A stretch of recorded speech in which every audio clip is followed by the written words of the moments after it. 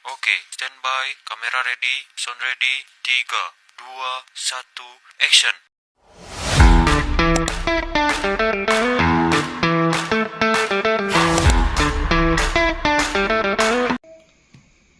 Assalamualaikum warahmatullahi wabarakatuh. Perkenalkan, nama saya Kurata Enia, NIM 860135741 dari Prodi Pendidikan Guru Sekolah di SD kelas 3A Universitas Terbuka Mojokerto. Dalam tugas video mata kuliah Pancasila ini, saya memilih tema perkembangan Pancasila dari masa ke masa.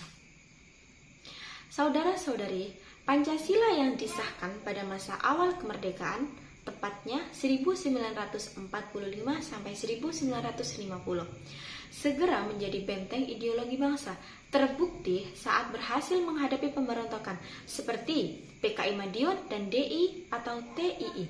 Namun, pada masa RIS pada tahun 1949 sampai 1950 dan demokrasi parlementer pada tahun 1950 sampai 1959.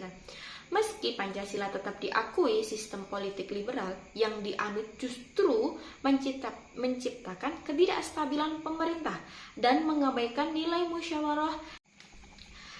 Keadaan ini memicu lahirnya demokrasi terpimpin pada tahun 1969 sampai 1966.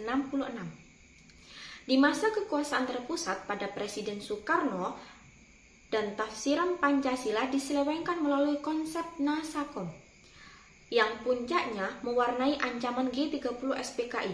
Setelah tragedi ini, masa Orde Baru pada tahun 1966 sampai 1998 muncul dengan perjanjian melaksanakan Pancasila secara murni dan konsekuen, bahkan menjadikannya asas tunggal bagi setiap organisasi. Sayangnya, janji tersebut berbalik menjadi penyalahgunaan. Pancasila digunakan sebagai alat legitimasi otoritarianisme, membatasi kebebasan sipil, dan subur di tengah praktik KKN. Pelanggaran terhadap nilai keadilan sosial dan kerakyatan ini akhirnya memicu gerakan reformasi pada tahun 1998 yang menuntut pengembalian Pancasila pada kedudukan sejatinya sebagai dasar moral dan hukum negara. Hingga masa reformasi pada tahun 1998 hingga sekarang, kita menyaksikan Pancasila ditegakkan kembali melalui amandemen UUD 1945 dan penegakan sistem demokrasi yang lebih transparan. Namun, tantangan baru muncul dari radikalisme, intoleransi, dan polarisasi sosial di era digital. Pelajaran penting dari sejarah Pancasila adalah bahwa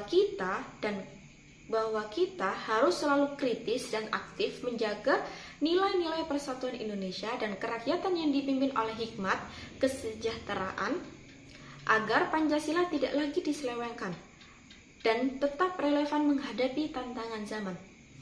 Pesan untuk Gen Z. Gen Z, kita telah melihat bahwa Pancasila selalu menghadapi tantangan dari komunisme hingga penyalahgunaan kekuasaan Orde Baru. Pelajaran bagi kita, Pancasila bukan sekedar teori, tapi panduan action. Kini, di era digital, tantangan terbesar adalah polaritas dan informasi palsu atau hoax. Tugas kita adalah mengaktifkan kembali nilai-nilai kerakyatan sejati. Gunakan suara dan media sosial kita untuk musyawarah, bukan memecah belah negara. Tunjukkan bahwa persatuan Indonesia tetap kokoh di tangan generasi yang kritis dan toleran.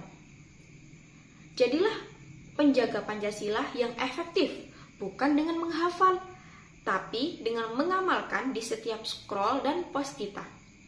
Terima kasih. Assalamualaikum warahmatullahi wabarakatuh.